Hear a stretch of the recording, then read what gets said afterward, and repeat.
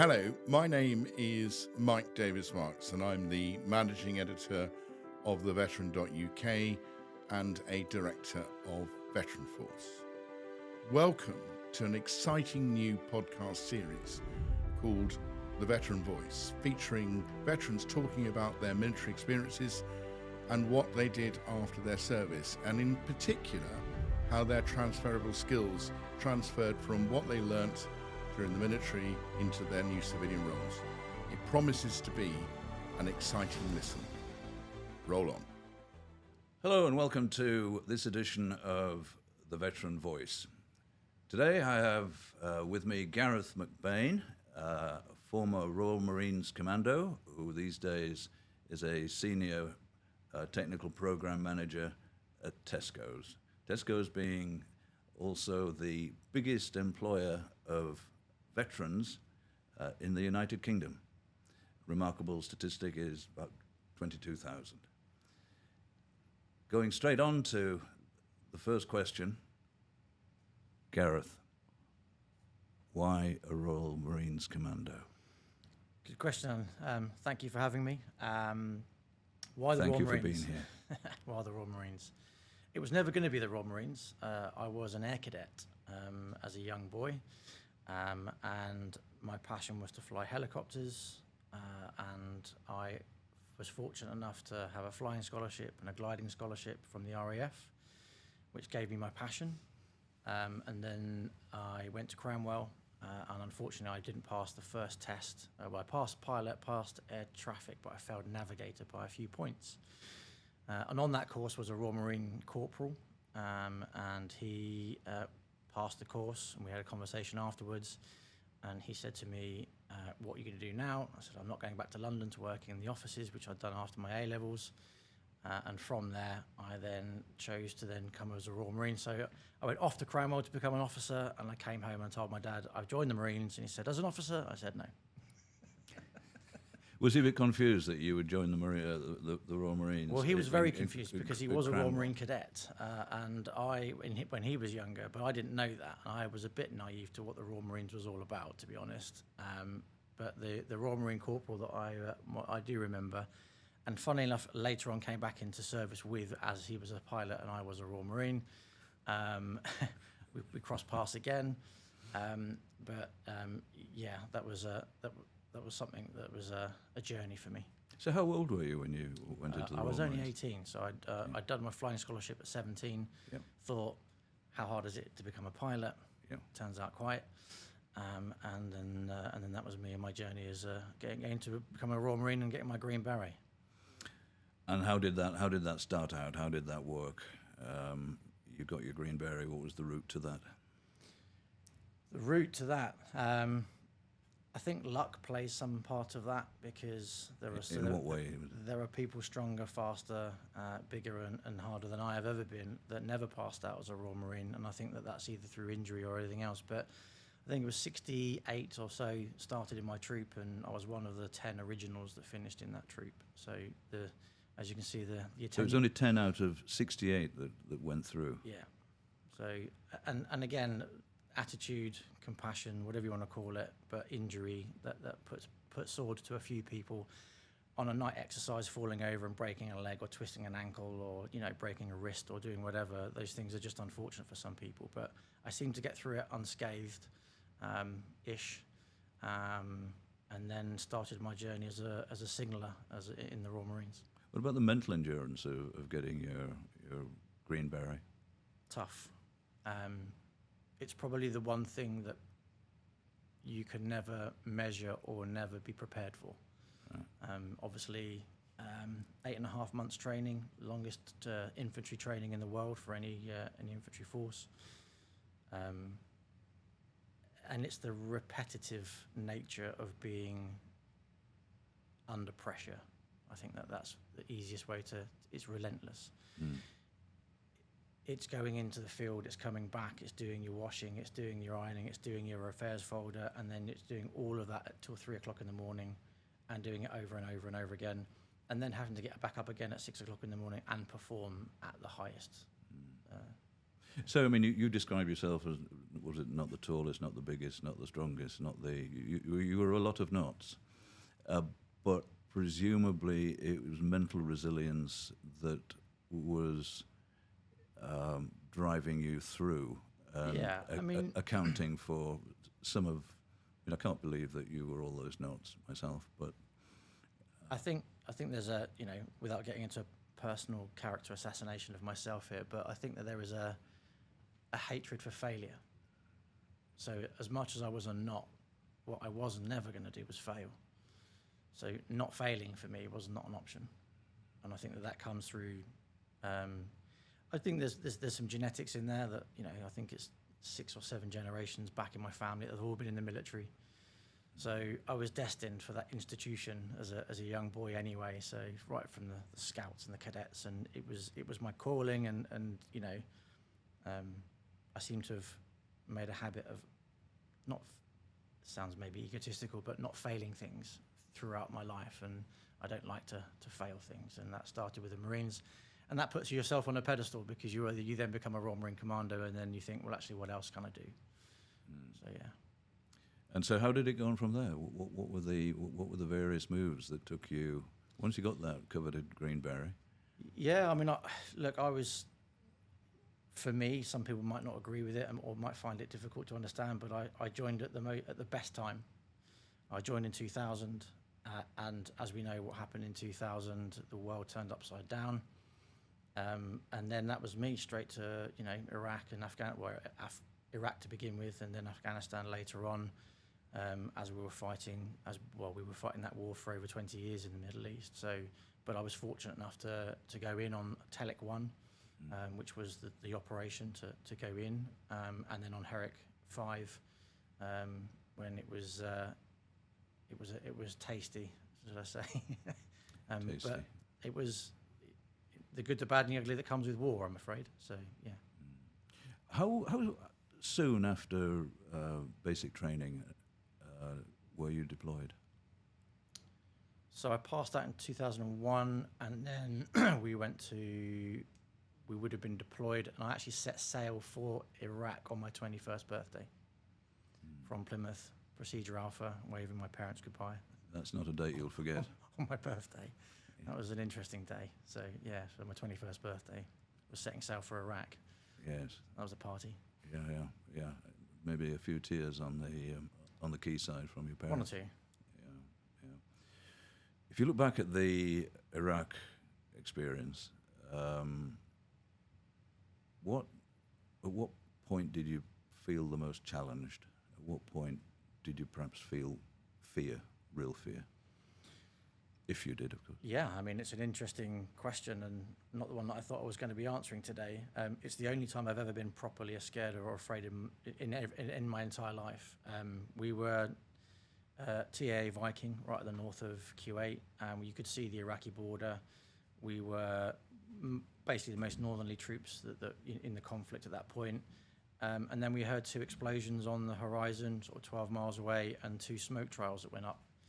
And at that time, I mean, on reflection, it's a conversation, but at the time, the weapons of mass destruction were a real threat.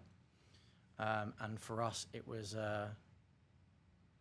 there's a state of dress called Cat 3 Romeo, which is your full nuclear, biological, chemical warfare outfit with a full respirator, fully donned. I think I'm right in saying I don't think in modern times there have been any troops that have actually had to put that on for real until that point. So we had heard 2 Scud missiles launch off the horizon, and you could see the smoke trail coming through the air. The siren goes, and everyone's now sort of calling, and then you do it in training over and over and over, and it's a bit playtime. Someone's got the CS gas, but they shout gas, gas, gas, and you put your mask on, and you know you're going to be okay.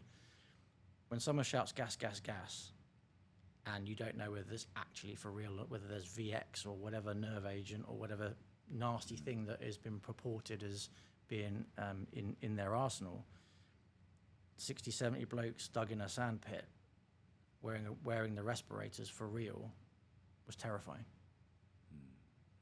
That must have been the case. And how long did that last for? I think we were probably in that state of dress for a good 12 hours whilst we went through our checks and procedures, and then evidently what happened, there was nothing in them. They just exploded in the sand around us with no impact to it. So actually there was nothing to threat and nothing to fear. But you didn't know that until afterwards. It's hindsight's a great thing. Yeah. So moving on from there, what happened to you? Where did the Royal Marines take you? Yeah.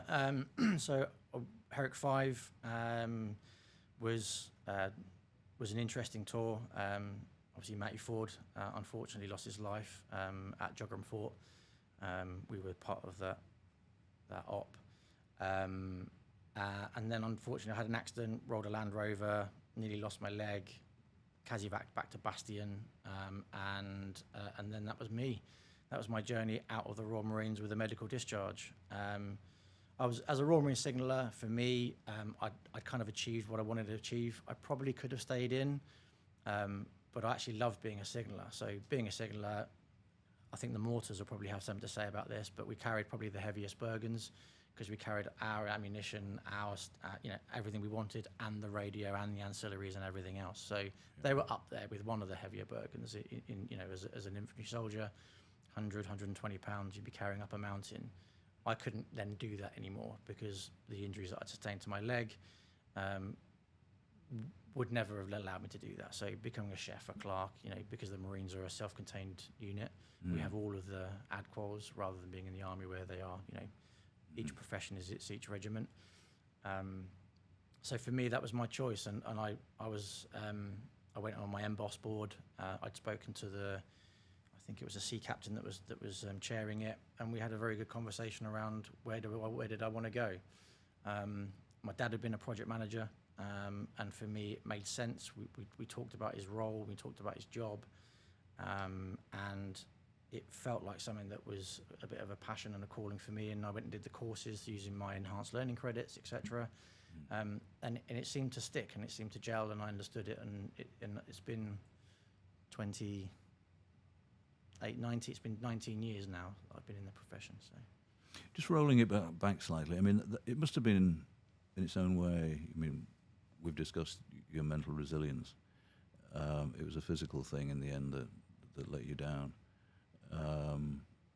It must have been, in a way, devastating for you that a career that you'd wanted to progress so much was ended so quickly, particularly in a circumstance which is kind of the equivalent of a road crash, rather than you go there, you're facing potentially weapons of mass destruction.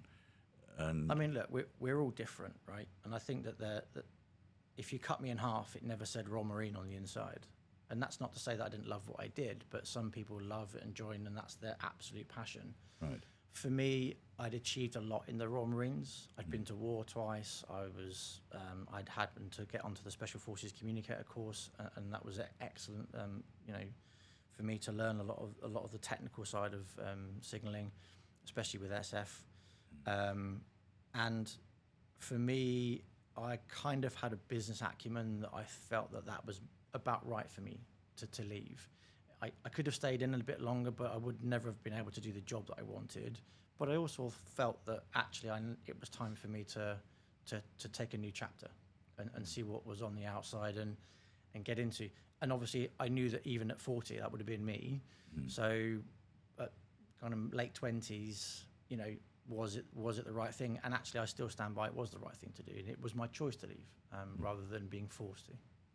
Yeah, that's quite interesting, actually, that you seem to have been going through this, yes, enjoying what you were doing, wanting to do what you were doing, and yet at the same time you were already looking at what you did and in your own way potentially recalibrating this for when you came out. In other words, you were reaching around to as enhance. a Marine, and I was picked up to go onto a junior NCO course, but I'd left by that point. But as a Marine, there are only so many towing eyes of a Land Rover that you can de-rust with a metal brush. So in my mid-20s, 18, 19, 20, early 20s, you kind of accept that that's the sort of thing you want to do. And then you think, is this where I want to be for the rest of my life? So, and I'm being facetious to a degree, and and having been to war twice, I just felt that I'd done it. I'd closed that chapter, and that there wasn't really anything for me that was going to really compel me to stay. Right. So for me, then it was a case of the itches, and again, my peers were leaving. Obviously, that had a constituent kind of view on where am I going to be, where are my mates, and if you see them being successful on the outside, that then adds to the draw of leaving. So for me, it was the right choice, it was the right time, and I seem to have done okay. And of course, in transitioning, you sort of went into the transition business yourself. I did during the process. So that's can you explain a little bit about that? So during that process, it starts with CTP, which is the Career Transition Partnership, who own the resettlement process for the military. It hadn't really been overhauled in a long time. And what was happening is that lads were coming back, and obviously girls as well, but from my perspective in the Marines, the lads were coming back from doing 2 tours in Afghan, having done still less than 3.5 years service, and asking to leave, having done their bit to the country, Queen country back then, and having no entitlement, none whatsoever, because they hadn't served long enough. And David Brooks and I felt that was just unfair, is probably the best way to describe it.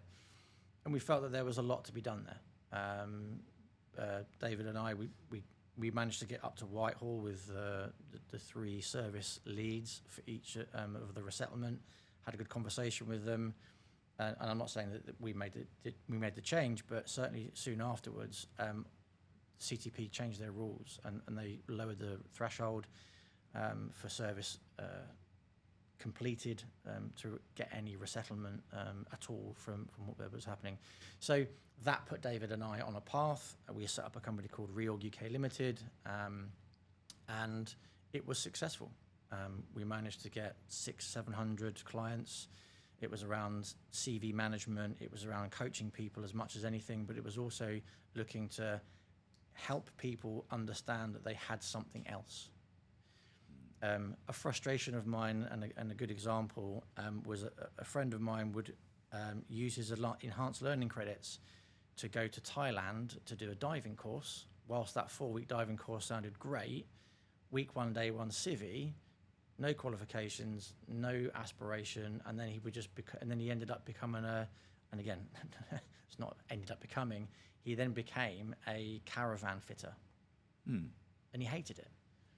And it took him 2 years to then find out what he actually wanted to do, and then he became a plumber, and actually he became a successful plumber. But I was like, well, why didn't you use the resettlement? Why didn't you use the 7 weeks of the year that you were allowed to be able to then choose something different, almost like pseudo work experience? And whilst we all know that now, that seems like a really obvious concept. In 2007, 2008, that was completely unheard of. Yes.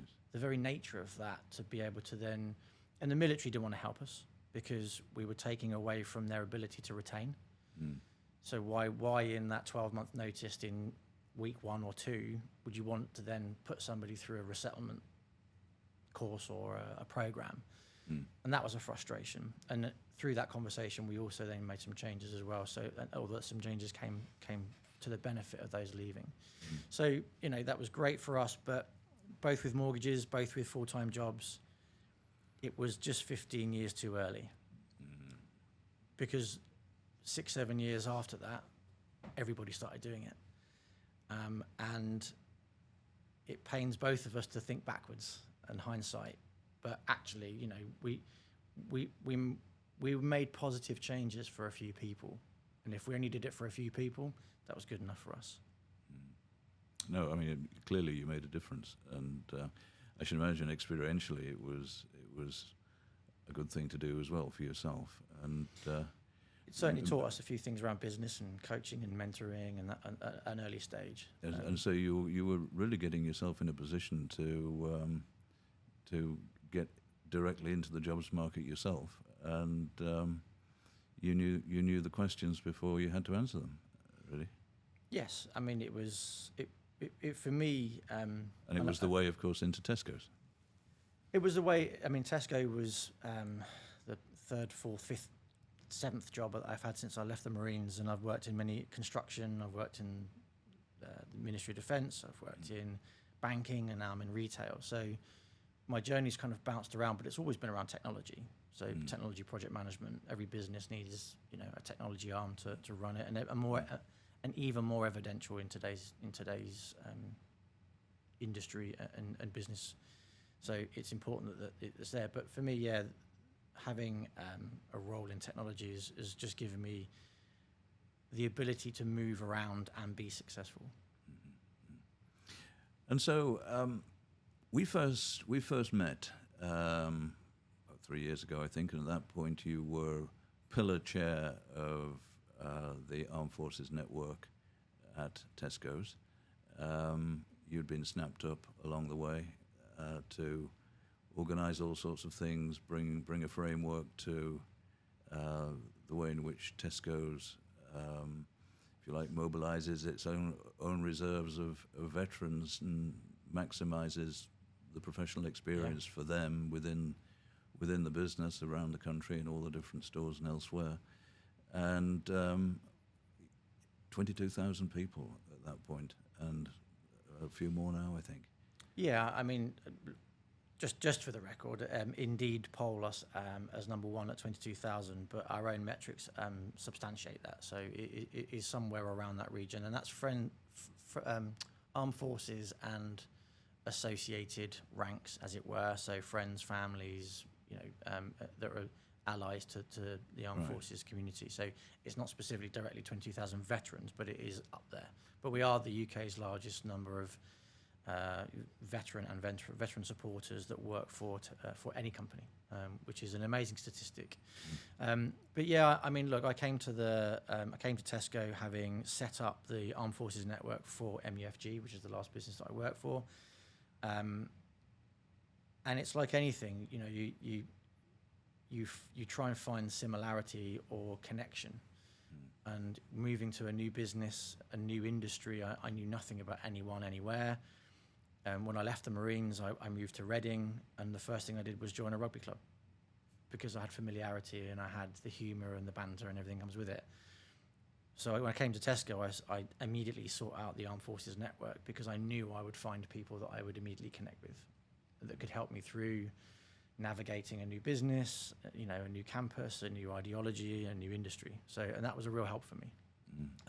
And since then, I've supported it. And yeah, I am currently championing and advocating for a Tesco veteran program, akin to Barclays or Amazon or and they're kind of industry leaders in that space. But the new CEO, Ashwin, I say not new now, but the CEO, he is the network sponsor and advocates today and always has done for Tesco being an armed forces employer of choice. But you need the mechanisms and the component parts within the business to be able to support that, and that's what we're currently looking at championing. Wonderful. I think perhaps we should just mention at this point that Tesco was originally founded by Jack Cohen, who was a veteran of the Royal Flying Corps, wasn't he? Not the Royal Air Force. It was just before the creation of the Royal Air Force. Yep. And he started with a stall in a marketplace. Yeah, he used his demobilisation pay packet, probably in a little brown envelope, and he set up a stall. And that's basically it. Stack it high, sell it cheap.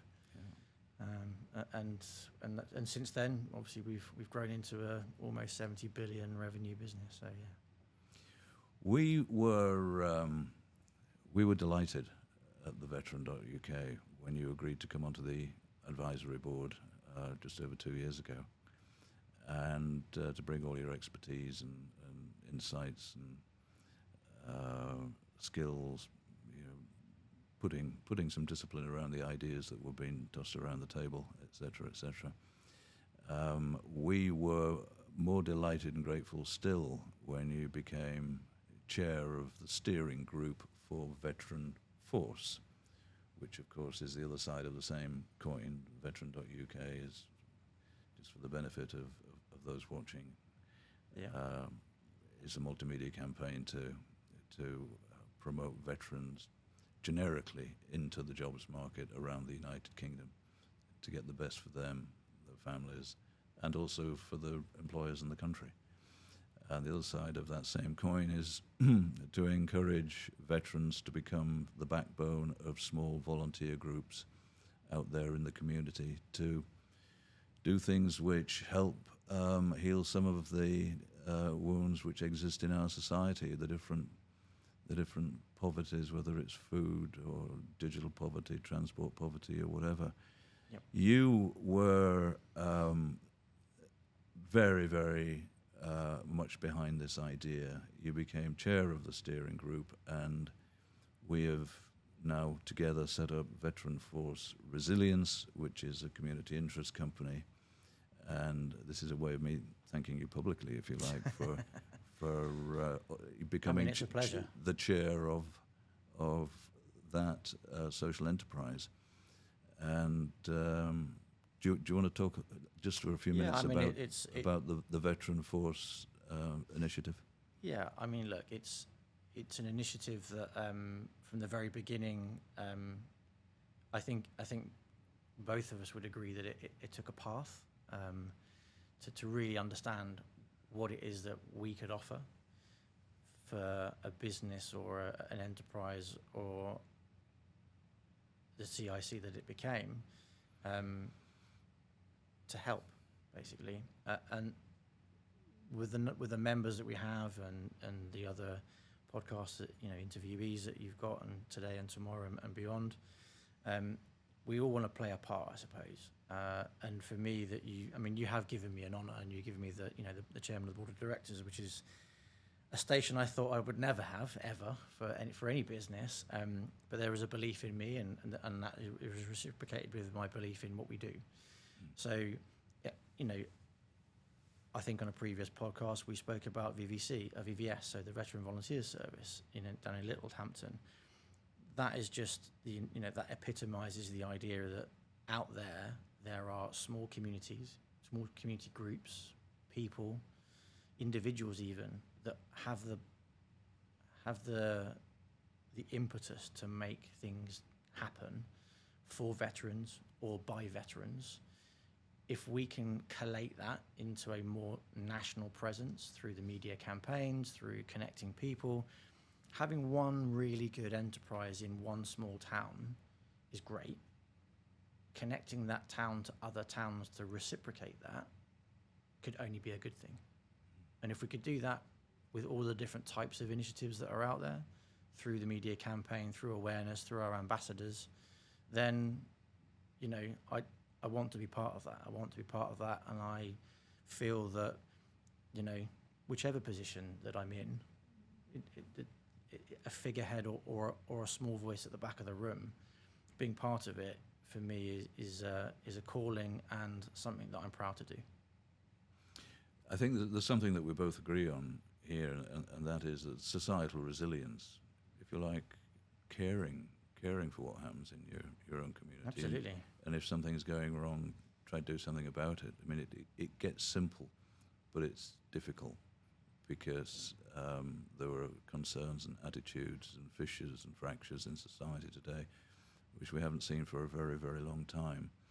And on top of that, of course, we have an external challenge in terms of Mr. Putin, in terms of some other things as well that we could go into but won't hear. That really mean that, as a country, as a nation, we really do need to get our act together in terms of pulling together the strength of. Yeah. If one wanted to, I tend not to want to refer to it as the home front. but the anecdote, isn't it? You're either coming out of a war or going into another one. Yeah. And that's not, to be taken lightly. History will tell you that over the last 2,000, 3,000, 10,000 years. Yes. It's just the time frame in which that you're doing so. So if you're not prepared for the next challenge as a business, as a society, as a country, as an organization, whatever that might be, then ultimately you don't want to, that failure thing comes to me as that I want to see us prosper and not get caught short. But having the idea that there are 4 million-ish plus veterans that are out there, and an association with families etc., etc., and that children. That has a huge calling.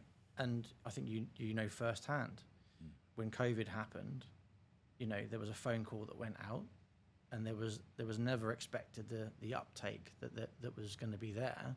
We need people to help. 700,000 people turned around, and I'm going to probably say that most of those, a lot of those would have been veterans or veteran associated people. Just shows you that there is something there, and if we could bring those people together in a meaningful way, I'd love to be part of it.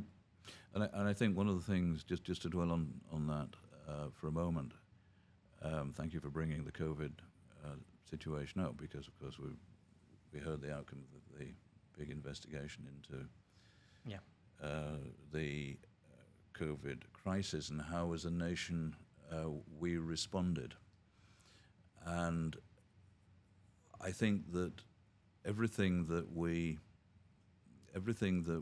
saw in this report suggests that we really do need to be far more prepared, whatever sort of national emergency we're talking about, and you can think of all sorts for things, and it would be very difficult to be so if social resilience continues to proceed at this sort of level.